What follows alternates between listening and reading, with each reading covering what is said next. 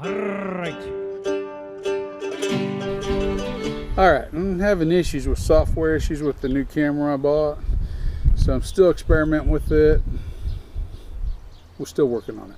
I did make a video, but sometimes when I upload the video straight to my computer's kind of old, and anyway, that's neither here nor there. We're back on the old camera today, the old system, because I have shot this video. This will make the 4th time for this whiskey. Between wind and all the other issues I have with that other camera and the day, it's just never worked out. So we're getting pretty low, so we got to get it done. And this isn't, I've had this bottle not for maybe, I think since January, so it's not like this has been an old lingering bottle laying around. Anyway, it is Belle Meade Sour Mash Straight Bourbon Whiskey, 45.2% alcohol by volume, aged to perfections. Nelson's Greenbrier Distillery, Charles and W.A. Nelson proprietors. And it's got all this. It's really got a pretty label on it. I don't know how much y'all can see, but I do like their marketing and their labeling. It's got a whole bunch of blurb on the back. High rye proprietary blend of 4 barrels. And this I do find interesting. Of 4 barrels per batch, ranging in age from 6 to 8 years. It's never chilled, filtered at 90.4 proof. This bourbon reaches a sweet spot that balances the rich, spicy flavor and delivers a depth of character unlike any other you've tasted. Charles Nelson built his reputation on quality and craftsmanship, a tradition the Nelson family carries on today. So anyway, and I've enjoyed this one. I don't know what else to say. Let's get down to it. I know there's other iterations of this bourbon. I've seen the I think it's single barrel or something like that for, I don't remember what it was, where I seen it at. But anyway, I passed on it. But in the future, I probably won't. We are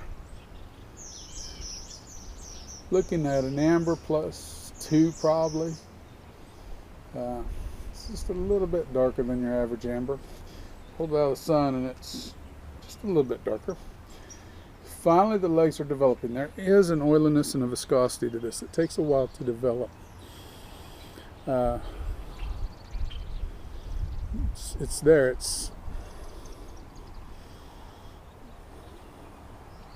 I don't know. I'm losing my train of thought. This is the first video that hopefully will go in a long time. I've been busy since I just haven't been able to make a video. It's just the way it is. Oh, this one brings apples and raspberries. There's a fruity character to this bourbon that's really enjoyable.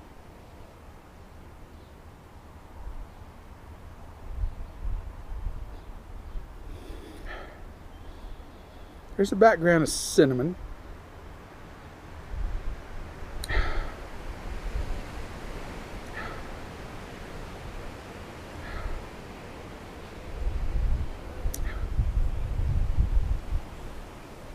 The corn note is there, but it's not real bold. But it's there nonetheless. And you get a little bit of that oak from the barrel.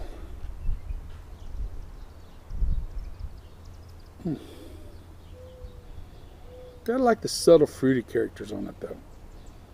Those are pretty nice. And the nose. This one's a noser. I enjoy the nose on this one.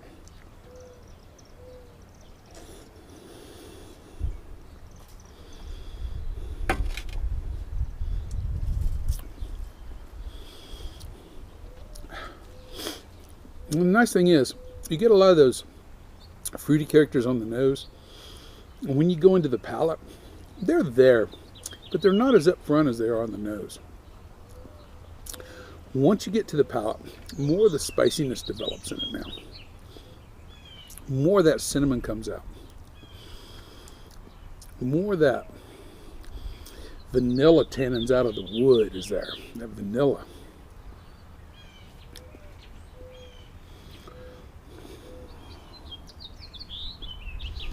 And it lingers. It lingers on the palate very well. And it just kind of hangs around and hangs around. And that's what I like about this one. It transitions from the nose to the palate very strangely, quite differently for me. Other people may not, but for me it is differently. My glasses got broke, so I won't be doing this a lot.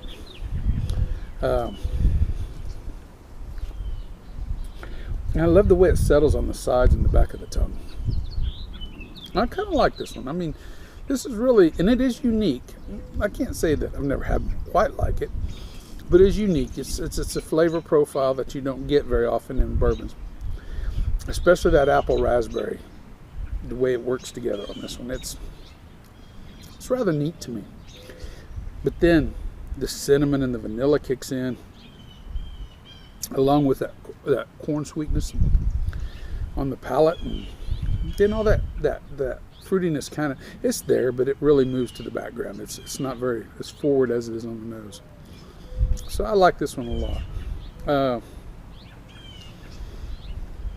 This is proof that this is an example that high proof doesn't have to be everything to have an enjoyable experience, because I've enjoyed this one.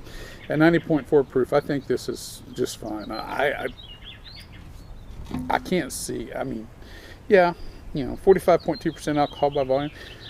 Would it be different at a higher proof? Maybe, but I'm enjoying it like it is. I really am. Score wise, I've had a lot of time to think about it, and every time I've done a review, I've given a different number, believe it or not. And I'm going to average out. I've gave everything from an 86 to an 89. I'm going to average it out a little heavier. I'm going to go to the 88. I'm going to average it to the higher end because I just like the way it transitions so well.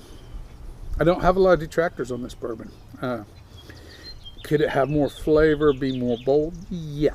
But we're looking at a drinkable bourbon here that drinks very well, very easily, and it's not a sipper. You can actually take this and you can actually put some bourbon away. Trust me. So, anyway, about all I got to say about it. So remember, the spirit in your glass ain't running from you. Take your time, sip and enjoy it. You'll be better for it, like we all will. As will we all. I'm so confused. It shows I haven't done this in a while. Anyway, everyone have a good evening. It's getting nice, quiet evening here. Wind's blowing a little bit. The wind's been messing me up all spring. So hopefully it'll lay down. We'll get a little better filming weather coming up. Talk to y'all later. We're gonna finish it too.